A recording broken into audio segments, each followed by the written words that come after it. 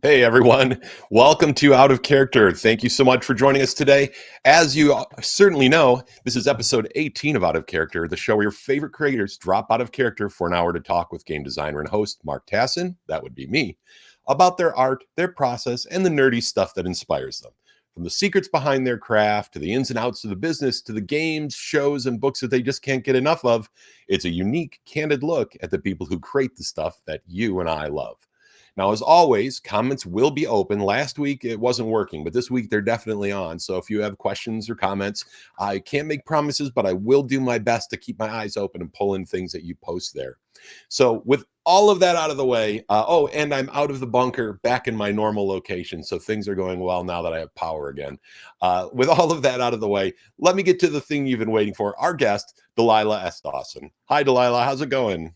It's awesome. How are you? I am great. Welcome to the show. Thank you so much for being on today. Thanks for having me. So, can you tell folks a little bit about you and what you create? Sure. I am mainly a novelist. I also write some comics. But I started writing in 2012 is when my first book came out. So I didn't write a book until I was 31. And I'm probably best known for Star Wars Phasma, which, let's see where is she? There she is. There's my girl. Right there. Oh, yeah. Phasma and Galaxy's Edge Black Spire. I have a Star Wars book that will hopefully be out next year that we don't know what it's about yet. Well, I do. You guys don't.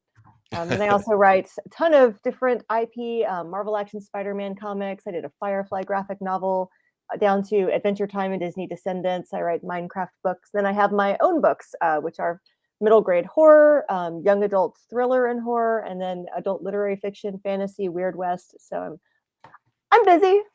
Yeah, right. No kidding. I mean, you are just doing so many different things. And I guess I just want to jump in and ask you about that because normally when you look at, say, somebody's Wikipedia page or their list of books on their website, you see like, I've written these 35 fantasy novels or these 22 tie-in novels. But yours is I've written these fantasy novels, this creator-owned steampunk romance, this kids comic book, this adult comic book, this Star Wars tie-in stuff, this kids Minecraft tie-in. I mean, you've done a ton of different stuff. That's kind of awesome. But how do you feel about having to try to tackle so many different styles of writing and different types of projects?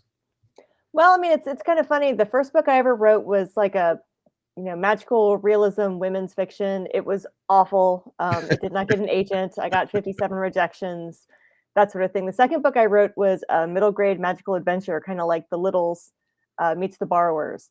Hmm. That one got an agent but didn't sell. And then the third book that I wrote was the one that became Wicked as They Come, which I wrote as a dark fantasy. And they said, well, buy it if you put in sex. So I did. It became a kind of steampunk dark fantasy vampire romance. I did not see it as a book that would have a man's bare chest on it, but that's apparently what it is. So when this book first came out, I was trying to explain to people. I was like, it was a very complete fantasy saga before it became a romance. So if you're a man who likes the things in this book, then like I will draw a waistcoat over him, and you don't have to look at that. Well, I Um, think the thing that's true is that I actually know quite a few authors who have ended up writing romance, and yet really, like, for example, Elizabeth Vaughn set out to write fantasy, and they're like, what if we were to market this as romance? Could you put a little bit more romance into well, it? when it's your first book, and they're like, "We will buy it if," you're like, "Yeah, whatever you Yeah. want." Yeah, we'll do that, Exactly. sure. It's suddenly, gonna be like a, you know, bugs or something. I don't even I would have said yes to almost anything. But so while I was writing that series, I sold my next book, which was a YA horror called Servants of the Storm. Hmm. And I remember my editor of the Blood series, because they bought 3 books and 4 novellas and a short story. And she was like, okay, well, we need to talk about your brand and your next book series and how to, drive your career and to build your fan base, and what is your brand? And I was like, like I've got this, I've got a thriller I want to write, I've got this Weird West monster hunter book. I was started writing when Kindle Worlds came out, they tapped me to write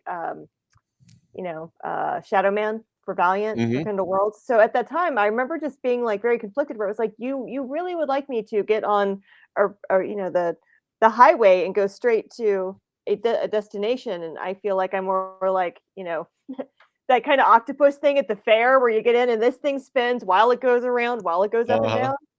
And it was kind of an awkward conversation. And I remember she and my agent were like, pick a word that describes your work. And I was like, whimsy dark, because everything I write is on this little, it's either whimsical or dark, or it's somewhere on the spectrum. And they were just like, fine.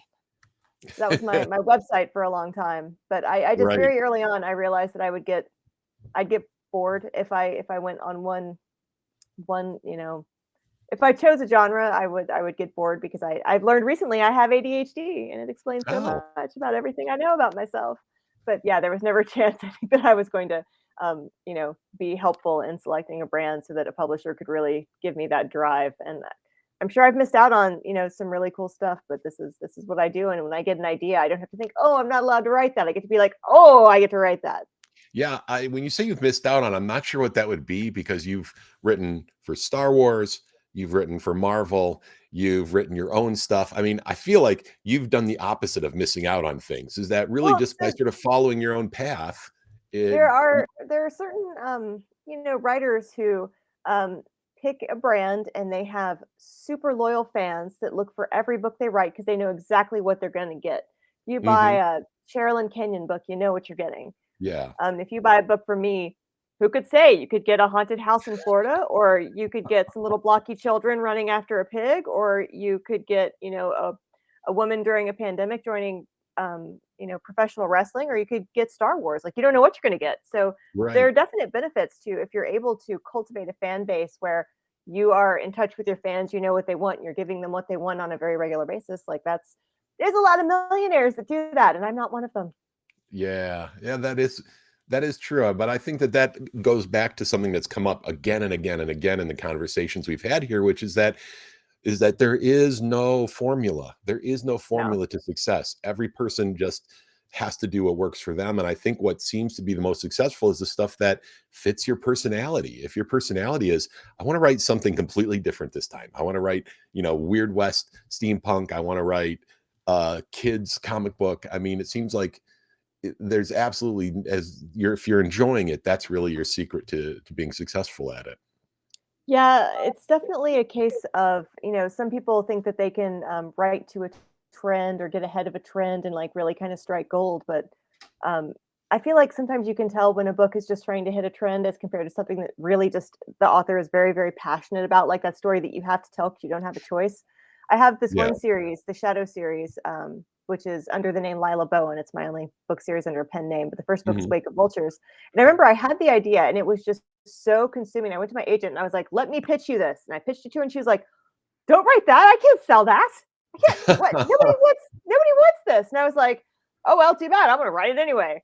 And so I wrote it and I took it to her and she was like, "Oh, well, it's an epic monster hunt. It's like an episodic monster hunt." And I was like, "Yeah." And she was like, "No, that's bad." And she was like, Weird West isn't really selling. And I was like, "Yeah." And she was like, "No." And it ended up being she was like, "I only know 9 editors in the entire world we can send this to. And once they all say no, you've lost some credit in the writing world and I can't help you." Like it was a very awkward conversation where I was like, fine, roll the dice, do it. Yeah. Well, but I And it mean, you sold. published 4 of these, right? Now Yeah. of the Yeah, I was super happy to get to work with Davy Pillai at she was at Orbit at the time. She's with Tor now, and Mhm. the books just spoke to her and we had a really great like editor writer relationship. Like I love her so much. And so she bought two, and then they did well enough that she bought two more. So I got to finish out the series. So this Treason of the Hawks is the last one. And we got some really good blurbs on this series. It got 3 or 4 stars from review blogs. It won an RT award when that was one of the biggest awards in publishing. So I was very That's grateful that it resonated for people. and what is the idea of this series? What is this series about? I'll preface this by saying this is not a book I would attempt to write or sell today, but the climate for writers in 2013 when I was writing this book is very different. It is about a half native, half black woman growing up in 1850s Texas who's treated Mhm. basically as a servant, um, and is very kind of hopeless, trapped in her life. And one night she accidentally kills a vampire, and suddenly she sees monsters everywhere and feels called to go. Much like Buffy, she's kind of like a slayer. Mhm. And as she goes through this, she finds out that like the Texas Rangers aren't just, cowboy policemen. They are out there killing monsters so that they don't, the chupacabras don't overrun Laura Ingalls Wilder. So she Uh-huh. joins the Texas Rangers. But in 1850s Texas, nobody really respects her, so she dresses as a man and decides to live her life as a man. And Nettie Lonesome becomes Rhett. And so we have this whole series of Rhett collecting this kind of found family of misfits as they go across 1850s Texas, trying to stop a lich. And there's a hell on wheels phase where they're, wrapped up in, building train lines across ley lines. Like, it was just so much fun for me. And in the end, we find out, that Rhett transforms into into a vulture. Yeah. Oh That's yeah. why I Yep. have, Oh yeah, I have there's the vulture. I have a vulture feather. I painted a vulture. My husband bought me this metal boat. I love vultures. They're like my favorite animal. Oh, Um, yeah, I'm so sorry, but when I sell the you're book, probably I've met a lot of people who are like, God, I love vultures. They're just so great. Other than being like kind of cool and scary. oh no, they're such cool animals. Well, it's like people are always like, "What kind of bird can you be?" And you'd be like, "I'm a hawk. I go fast and I murder stuff." Or like, "I'm a songbird. I make beauty." And I'm like, "I just want to be that scavenger that's soaring." It's like, cool. It's some dead stuff. I don't want to do work. I'll go eat that. Like, it's a great niche. That's Nobody awesome. wants to mess with a vulture. I don't want to be messed with. Have you ever happen to heard the song Turkey Vulture by any chance? No. Okay, if you've got like Alexa or something like that, you make sure that you ask it to play the Turkey Vulture song for you at some point. It's a kids' educational song that Oh God. we occasionally make up song titles and ask the system to play them for us here, and we came across that one. But as a fan of vultures, you would probably appreciate the completely naturalist, accurate lyrics of that song. So, all right, so that sounds very cool, and it seems like is there a certain era or period that you feel the most comfortable writing in? Or is it really more about the type of story or, what draws you to do something? Because you're doing a lot of different stuff, but what pulls you towards something? I mean, it's all about the idea, and a little idea will just kind of take hold of you, and it's like having that little piece of chip in your tooth where you're like, this is all I can think about is this little piece of tortilla chip in my tooth. Uh-huh. And they bother me until I have to kind of get them out. Sometimes depending on my schedule, I don't have time to write the new things that I would like to. So, the things that stick around are the ones that can wait for a couple of edits. And, I think that even when I write an IP in intellectual property worlds like Star Wars or Minecraft, it still feels like a Delilah S. Dawson book.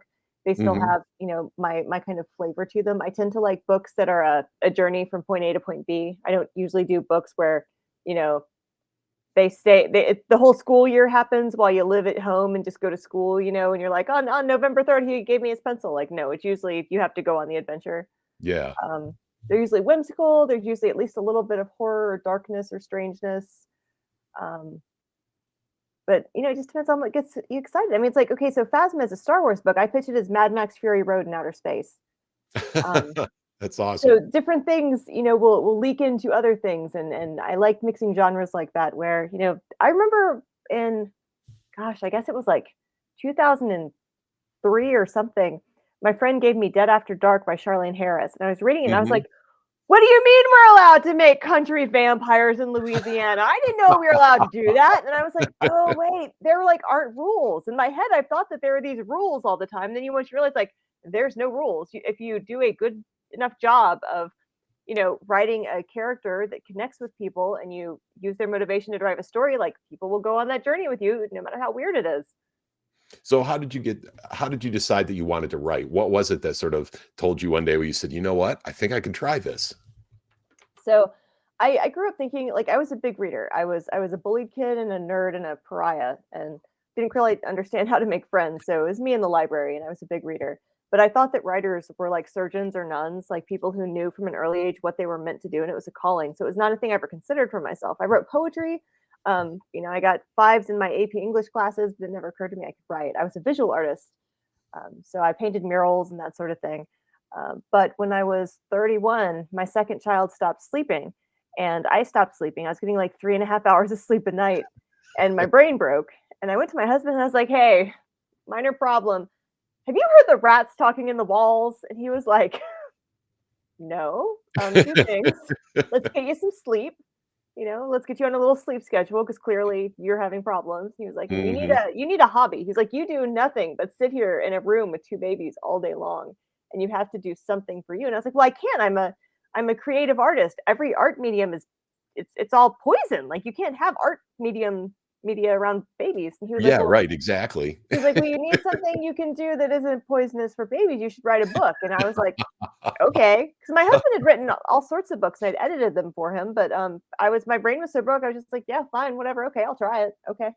That's awesome. You got into writing because it's not poisonous for children. So Well, that's and because my husband was like, you need to do this, and then he made it happen. He was like, okay, you need to go. I'm home. You go to Starbucks for 2 hours. Okay, I'm going to take the children to Target and walk around very slowly. Okay, we're going to the neighborhood playground. He'd give me these little snippets of time when I could write, or I had a TV tray in front of the couch with a boppy on my lap, and I'd feed the baby and just be kind of typing over his head. So it uh-huh. definitely catch can in those first few years. But I also think that having a little, I've heard that like when mothers carry children that they mix their blood through the blood brain barrier because it circulates through Hmm. it. Ever since I had my son, I have been a different person. Huh. That's fascinating. Yeah. So you've written a lot of prose. You also have done a lot of comic books. How did you end up writing comic books? Where did that come from? Did that come out of your visual arts You don't or know the answer to this? This is a well, good story. You're gonna like this one. I might know the answer to this, but I still have to ask it. So, We'll pretend it's a mystery. yes. Yeah. So I mean, I wanted to write comics, but as I have to tell, people who want to write comics, there's no one way into the comics industry. I can tell you how to get a novel published, and the only thing that's the difference between getting it published and not getting it published is your tenacity and skill. It's kind of to you, but I'll give you, you know, very clear steps to do that. In comics, there are no clear steps. There's no query process. There's not even a standard manuscript format. They're all different. So anyone who tells you how Hmm. to get into comics has forged their own path that may or may not work for you. What I did was I begged on Twitter, and someone gave me the chance to write for free in the Boo Monkey Brain anthology, and I got to write some free stories, and or maybe they paid me $6 or something. And if Hmm. I look back, I'm gonna be like, that's so many words on the page. Why did I make that poor artist draw 17 panels with 400 words? But so I had three anthology stories, a total of like 18 pages under my belt when I went to Gen Con, and you were like, we need a woman on this comics panel.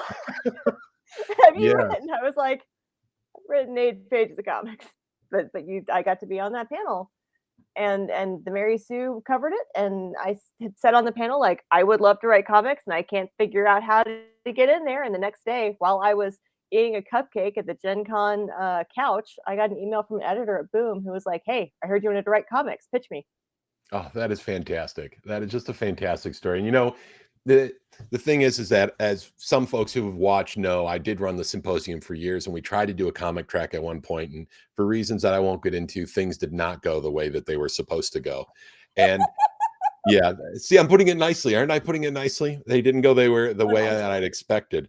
But I love to hear that because it just is sort of goes to show you that you can still have good things come out of even a disastrous situation. Consolation prizes. Okay, right, exactly. I mean, it's the things that you bring people together that they can do. And it's interesting because a lot of people, the stories they tell and how they are getting work, they're all about when they were at a place with someone else and one thing led to another. They're out there in the world. And but that's really hard to do sometimes, as Yeah. a person who likes to write, you often are not someone who also likes to go out into the world.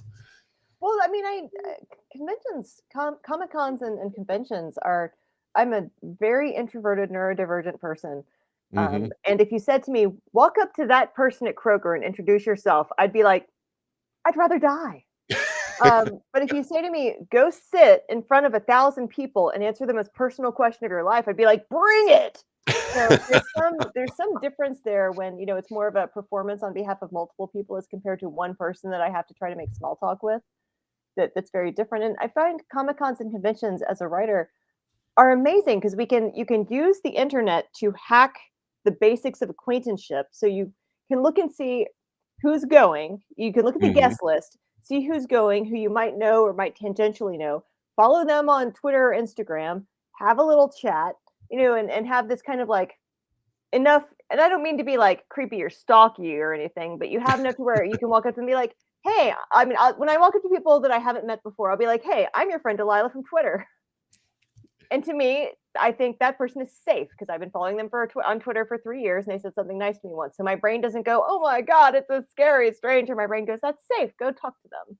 Well, and depending on your neurodivergence, I mean, the reality is that for a lot of folks, preparing on how you have those conversations is super important. And that's one of the joys of social media is you can say, okay, I know how to talk to this person. I've had time to sort of rehearse in advance for And you making have a sure I feeling know. for their language and the things that they like or how they, if they're an informal person or a more, kind of stay back sort of person. It's so helpful. And I got this tip from Diana Rowland, who is just amazing, where she said, if you're going to a convention, find somebody who maybe is new to the scene and invite them to breakfast and just buy them breakfast and just hang out. And, if the worst thing happens, you had breakfast and you tried to help somebody. The best thing that happens is like you have made a friend who's probably just going to be so grateful to have been invited somewhere Hmm. because that feels great when people invite you to breakfast, and it's a short little meal, so if things don't go well, you're there for 45 minutes, and you're like, "Oh, I live the time, I gotta go." Right, I right. love having breakfast with people at cons for that reason, because, like, having a drink at night, I don't know you, I don't know how much you can drink, I don't know how long we're gonna stay out, I'm very tired, but breakfast is safe. Actually, I got my first published short story came out of exactly that. Jean Raby had said the same thing. She goes, "Invite a author to breakfast. They love that. They like to have breakfast." And I got to sit down and talk with her for a while. And a short while later, she, offered me the story to write. And so, it's very interesting how important those sorts of connections are. And especially now that we're starting to get back to conventions. Have you gone to many conventions? I just got back from Dragon Con, but if I can just step back one Oh moment and yeah. add a Mhm. caveat to what we're saying there, if you do something like this, your objective should not be to get something out of the person, but just to meet Yeah. them and hang out with them. Because it's definitely, I've been, I've had interactions with people that were like, "Oh, I want to buy you a drink," and they were buying 20 minutes of my time where they were trying to get Yeah. me to give them my agent's phone number. So, like, don't do that. Just the genuine connection in the writing world is what you're going to get the real lifetime benefits out of a friendship, more than any kind of an anthology invite or anything else. Actually, making my best friends, Kevin Hearn and Chuck Wendig and Sherry Priest, and these people are my best friends, and we all met because we're writers who hang out online. Yeah, that's a really good point because even when I was doing that, it was more that I just wanted to hang out and say, "So what's it like being you? What's it Yeah, like writing? Is this something I really want to do?" And it turned into something else. But you're right. It really people can tell too. They can tell the difference. So don't want to send someone down the wrong road. Well, yeah. speaking of things, I wanted to ask you about this. Just Yay! because if That's the nothing one else, I pitched after Gen Con. yeah, so tell me about it because if nothing else, I think it's got one of the coolest covers. So It is amazing. Ashley Woods did an amazing job. So my pitch for this was based on Monty Python and the Holy Grail, which is what if strange women line in ponds distributing swords was a great basis for a system of government. So it's about this fantasy medieval world with some magic in it, where the king has locked one of his daughters in a tower where she is not sleeping and being beautiful. She is getting buff and going insane. Um, and then the king goes off. He takes all the men off to fight this dragon for its gold, and they just all die, leaving the women to be like, "All right, well, we have to run things now." And so the Lady of the Lake shows up with the sword, and nobody grabs it. And then the blacksmith is like, "Oh my god, that's really nice metal," and she grabs it, and they're like, "You're the queen now." So that's how she becomes the king, is because she was like, "I'm very interested in the workmanship of the metal on the sword." And how she and the this strange locked up princess and then the tomboyish youngest princess have to try to run this magical place that is suddenly under a curse because of the king being greedy. Oh, that is awesome, and that was put out originally by Boom, right? You Yes, said? this is Boom. Alright, and is it like a collection, or is it was it an ongoing series that now you can Oh, get, we or got, I think, 4 or 5 issues. I think it was okay, maybe 4. So alright. you can buy them in like a TP, a nice little chunky TP. Oh, awesome. Yeah. So, of all the comics that you've written, which one, like, did you geek out the most on, would you say? Oh, that would be Firefly. The Firefly one? Yeah.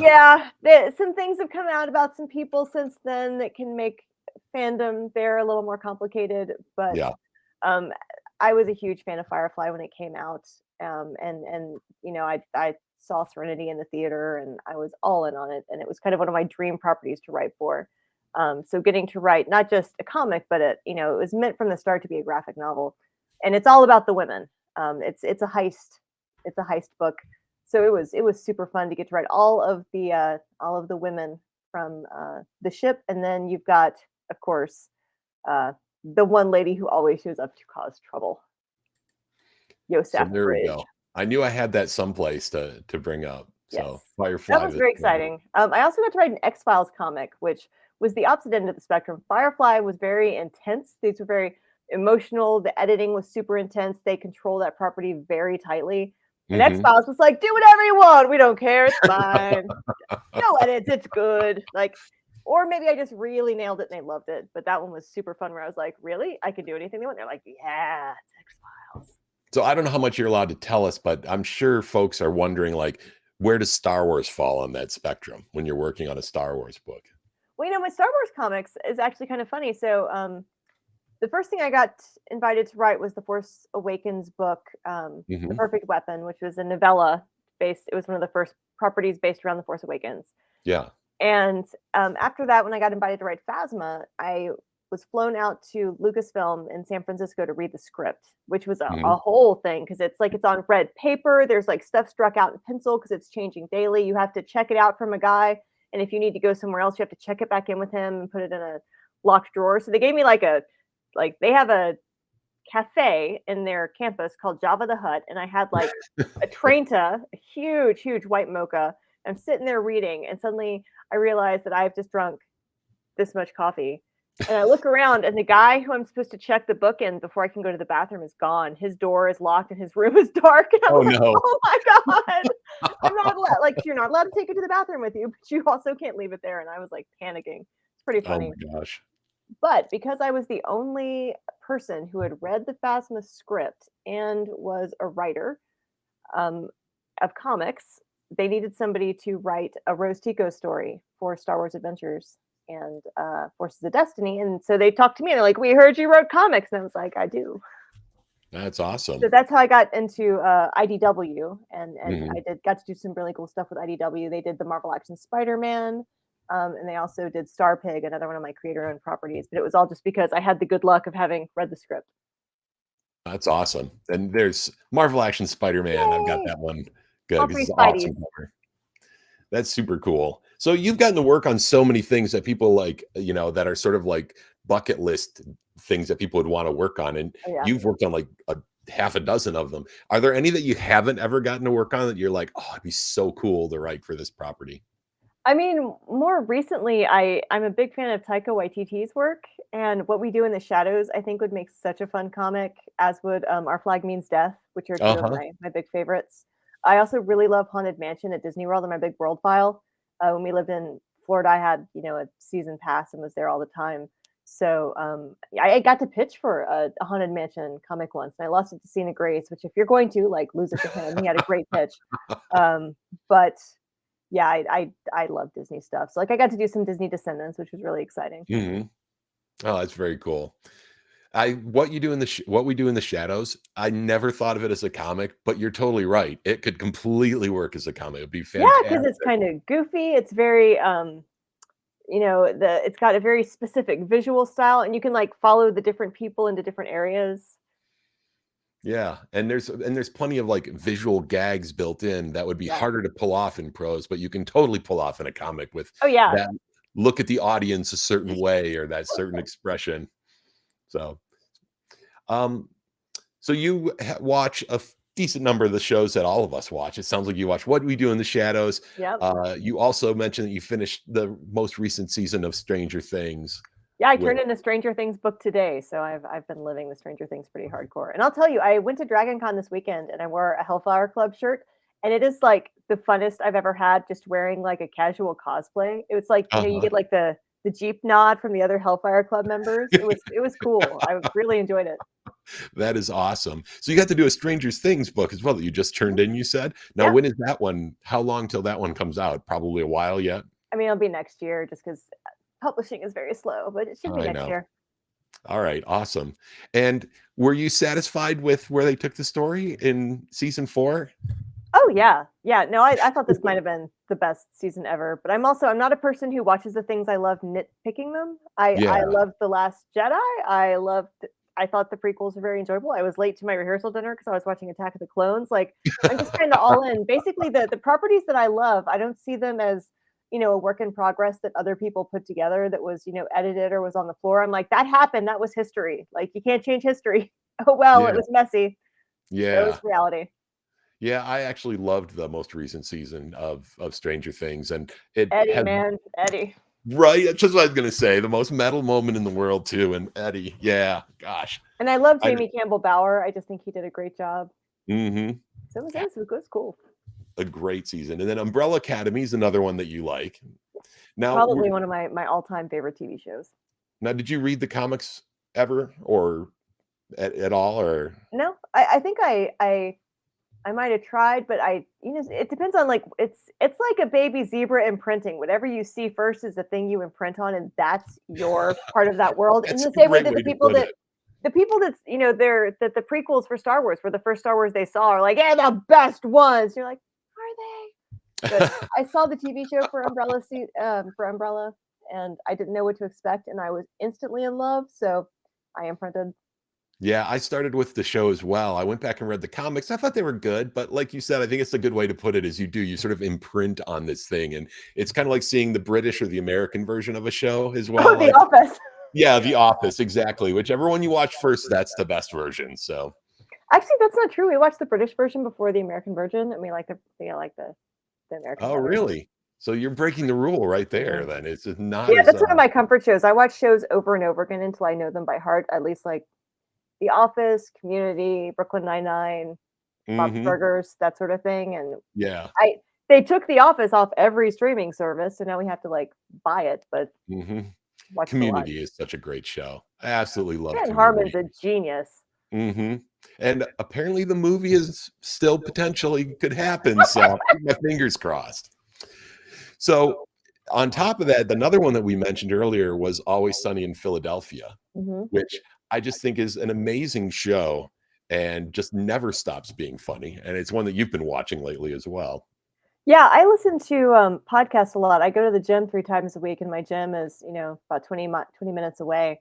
So I listen to a lot of kinda like the kind of thing you wanna listen to on the way to the gym. You're like, "Yeah, I'm gonna be a better person." And, Mhm, I heard a really interesting episode between Dax Shepard on the, Armchair Expert podcast, which I love, was interviewing Kumail Nanjiani right when he got buff for, his Marvel movie, and then, Rob McElhenney, who, mhm, plays, um, Mac on Always Sunny, and they were really doing a deep dive on male body dysmorphia and what it mhm, takes to get that physique and how it affects the rest of your life and your relationships and all of their kind of uh, interesting quasi homoerotic interests in the male physique. It was so interesting. Like it was great. mhm, And I was listening and I was like, okay, I thought that show was kind of like Seinfeld 2.0 of just awful people being awful, but I think that they're in on it enough that I'm gonna like it. And I watched it, and the first season I found it was it's like it's a baby deer trying to find its feet on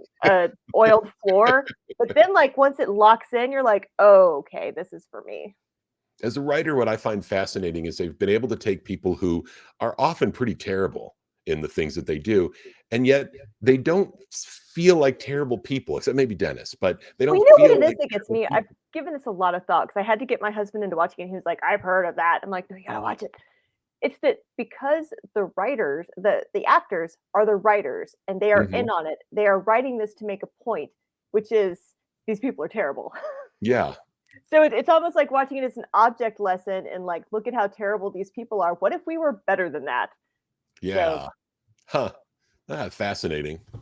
So you have some books coming out, and I want to talk a little bit about those. One of the things that I want to talk about is this one here. Let me just find my picture real quick. I want you to tell me about this, the violence. yay, the violence. So the violence is out now with this cover.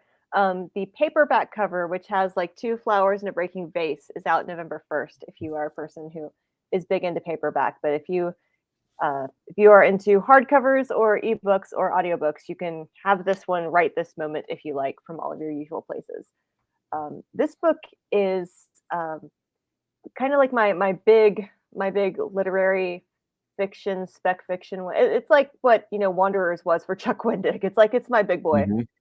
But it is about a pandemic of random acts of violence where people just kind of blank out like sharks, grab the nearest blunt object, beat the other person to death, and then kind of walk away having forgotten about it.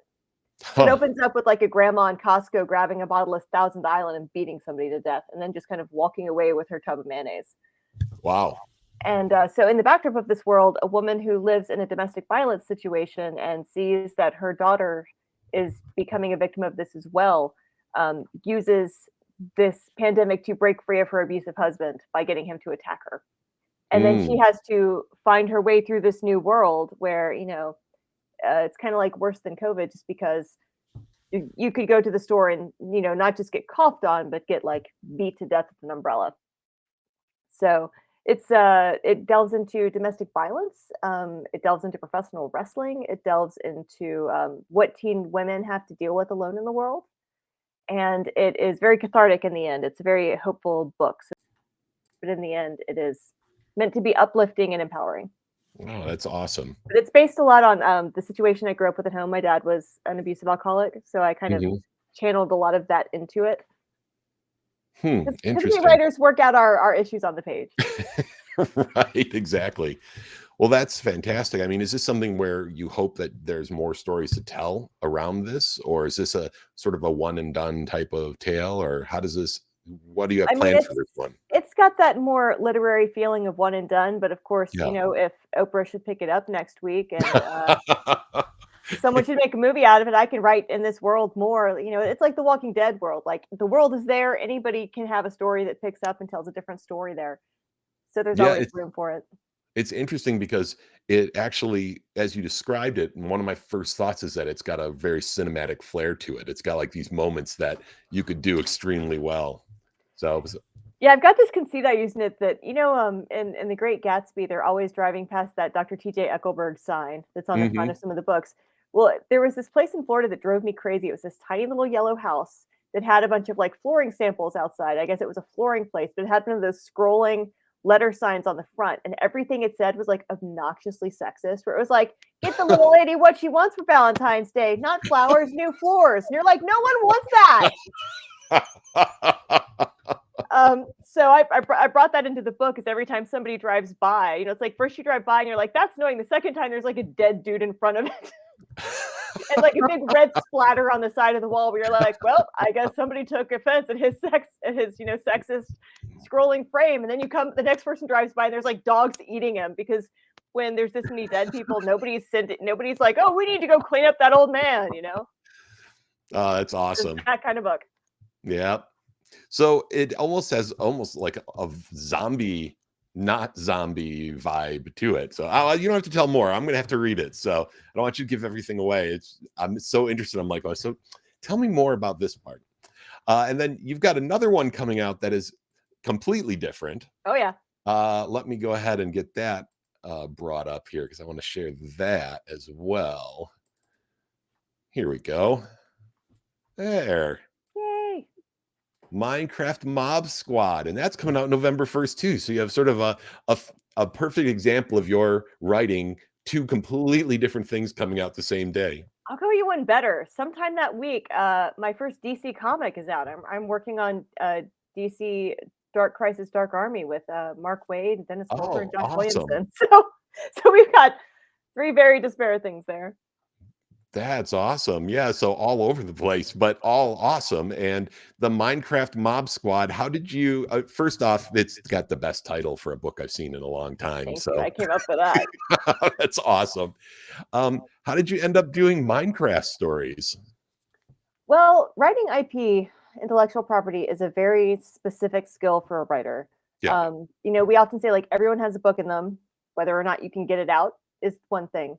Hmm. But, when you write your own book, you have all the time in the world. You can take 6 years to write it. You can take 10 years to write it. You can take whatever you need.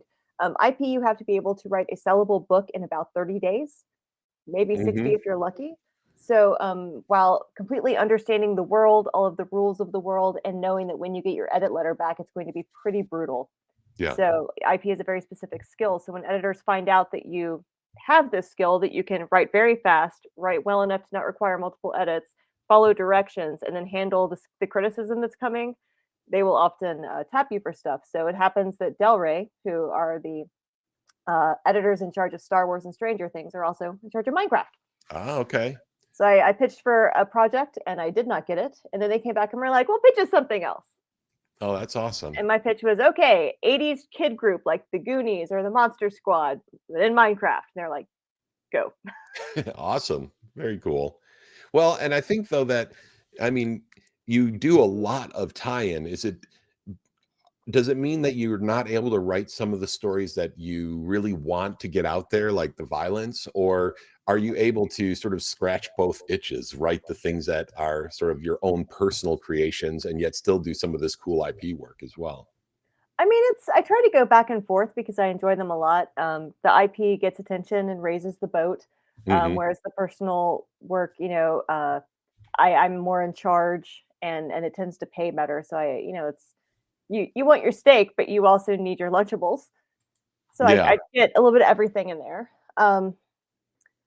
But every now and then I'll get a time where it's like, oh, I have, a month in between these two projects. I don't have time to write a full novel. And I also have a lot of non-competes. So an I'll sign a contract for a book and they'll be like, okay, well, you can't write anything else that's, an adult science fiction or fantasy novel until 6 months after this last book is out. And then I'm like, but I want to write an adult science fiction and fantasy book. Yeah. Oh, wow. So that's the thing that a lot of the writers that do a lot of IP work and a lot of homework have to figure out. So I'll contact my agent and be like, what am I allowed to write right now? Like, what haven't we nailed down? It's like I recently wrote a horror novella that we're going to take out soon, because it was all, you can't sell a full length work, and I was like, okay, I can sell a novella.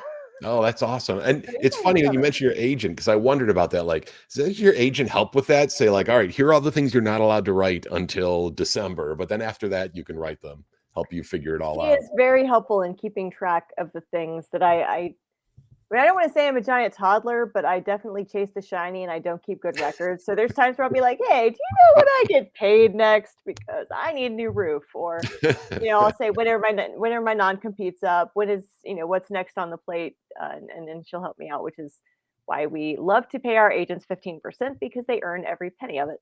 Yeah, right, exactly. So, that's kind of interesting. Just something about the business of writing. We haven't ever really talked too much on the show about agents and kind of what their role is.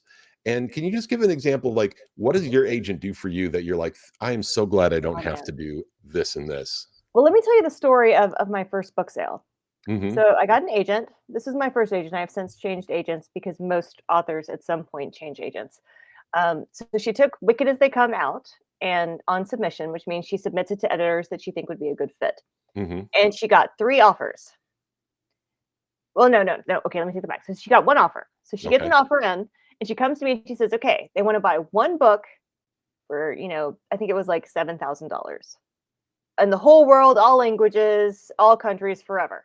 Hmm. And I was like, okay. So she takes it out to the other editors, and 2 more editors go, okay, well, I want it too, and I'll do better. And so we got into a bidding war with these 3 editors. So it Hmm. went from one book, all languages, the whole world forever, to 3 books, North American English only. Hmm.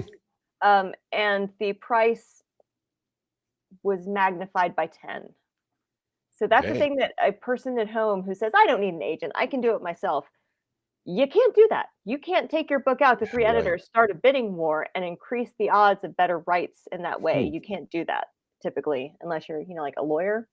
And Yeah. also they read the contracts and look for, like I said, those non-competes. They look for sometimes they'll do like little rights grabs trying to say, oh, it used to be you could sell your own audio. Now they all take audio, Mm. unfortunately.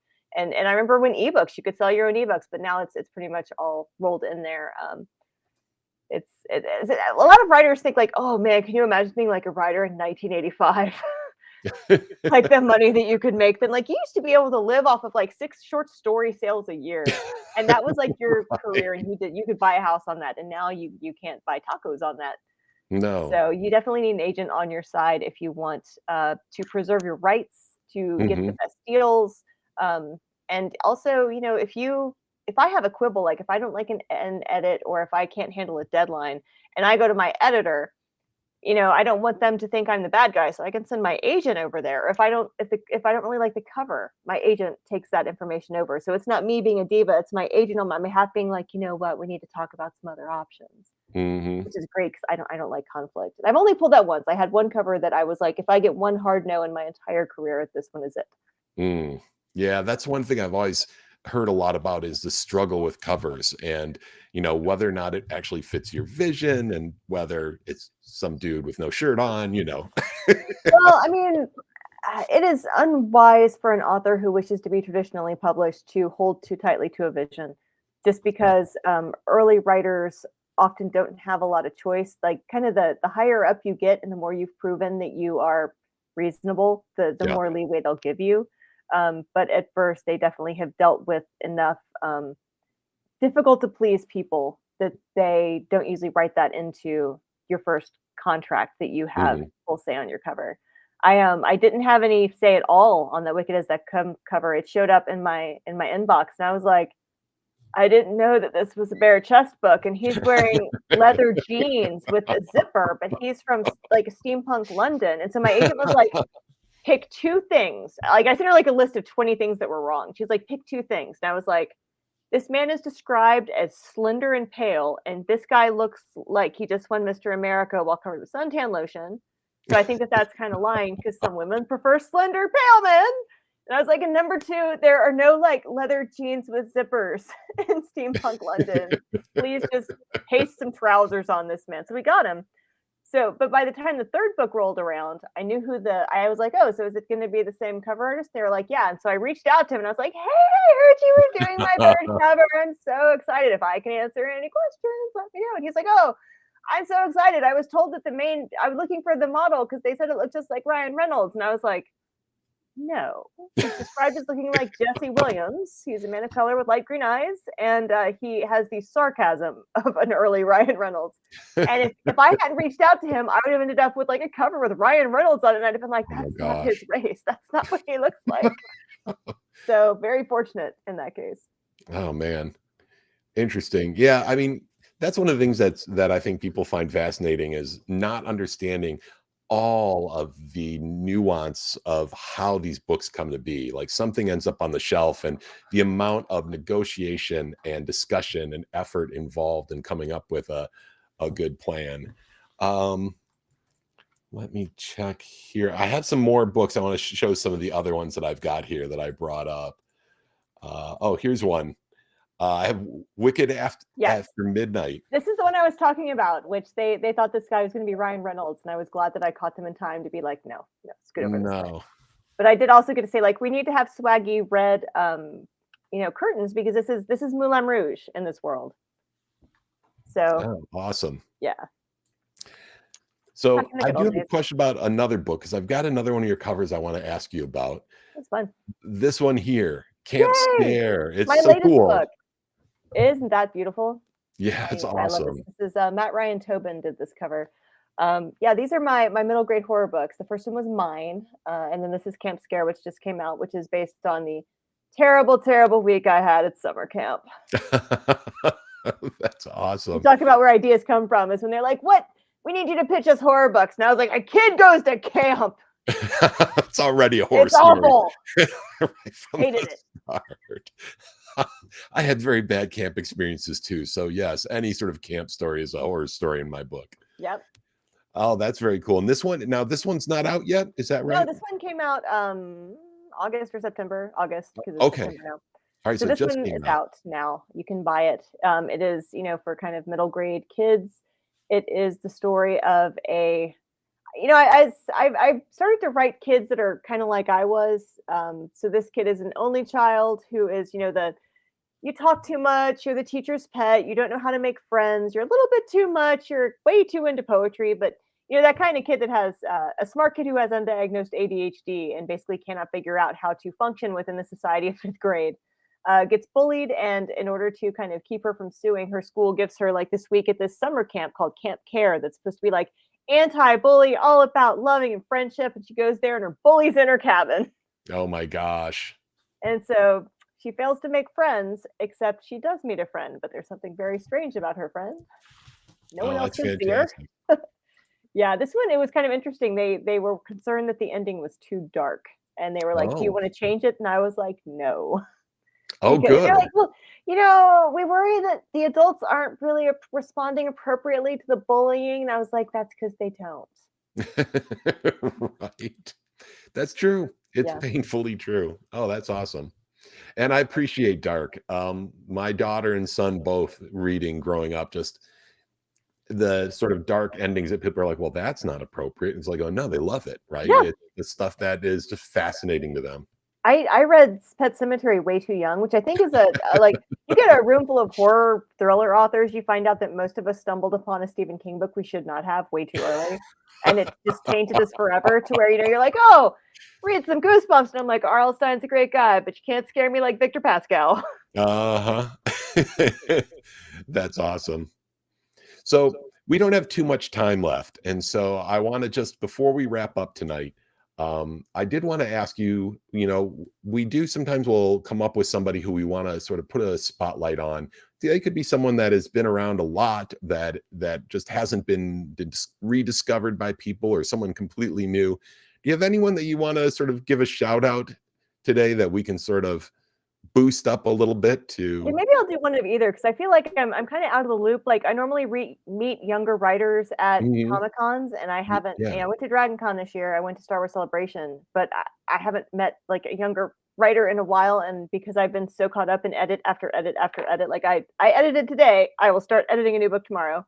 Mhm. I haven't had as much time to read as I should, so, like, if you're a new writer, I'll blurb you. Talk to my agent, don't talk to me. But, yeah, so I tell you, there is a horror writer named Eric LaRocca Mhm. that my daughter found, and now I'm seeing their name and work pop up more and more often. The book that my daughter wanted me to buy and then told me I had to read is called Things Have Gotten Worse Since You Last Spoke.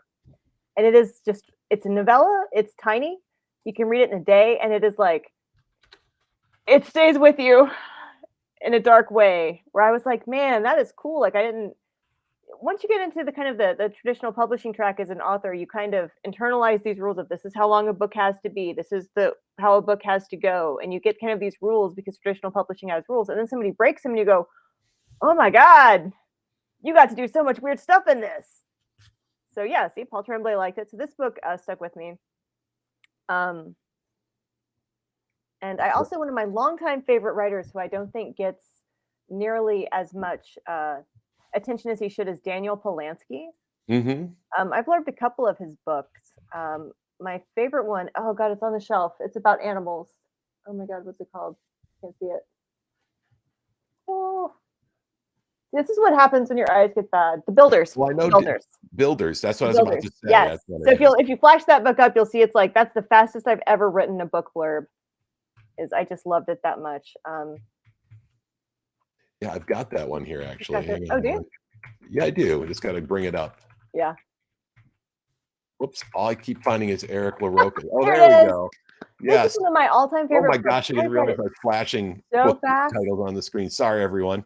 But yes, there it is. Yes, so The this is Builders. I love Daniel's books. They are so they just grab you and oh my god, there's a bug on my screen. Oh, he needs to die.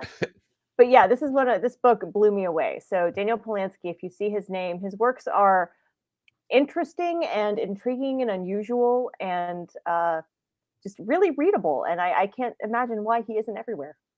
See, and that's part of what I like to highlight here is that it's there's certainly new people out there, but there are a lot of people who are published who have some books out, and people just haven't quite found them yet. And you're like, God, you've got to find these people. So Eric LaRocca and Daniel Polanski, Well, that's a like real Daniel, I'm not homework. even sure if he's writing right now, Daniel, but I know that he is helping the homeless in LA and writing articles about helping the homeless, and he's becoming like a bread baker. So like Oh my gosh, he's that's getting it. awesome. That is awesome. Well, everyone has their homework assignment now for this week to go out and find these books and check them out. And to, obviously, of course, to check out your books and check out The Violence, which is coming out very soon. And or if you want to get the hardcover, it's available today. Um, in the meantime, thank you so much for being on the show. I really appreciate it. This has been a lot of fun. We're getting back into the swing of things post Gen Con here, and I was really glad to hear that you were available to come on board. So No, I'm honored to be asked. This was super fun. I love talking writing. awesome. Well, thanks again, and we'll talk to you later. Thanks. Bye. All right, everyone. That's it. You spend another week, another hour hanging out, listening to us talk about all things nerdy and books and writing and various creative endeavors. So we're going to wrap things up for tonight. I do want to tell you next week we have Richard Lee Byers coming. He's a prolific novelist who's written for Forgotten Realms and Pathfinder and Marvel and more. So if even if you don't recognize his name, I assure you, you've probably read one of his books. If you've read any of the D&D books or Pathfinder books out there, because you've run across his stuff, and he's a great writer. So that's it. He'll be here next week. In the meantime, thank you, everyone. Good night, and I hope that you all have a great evening. Thanks for watching.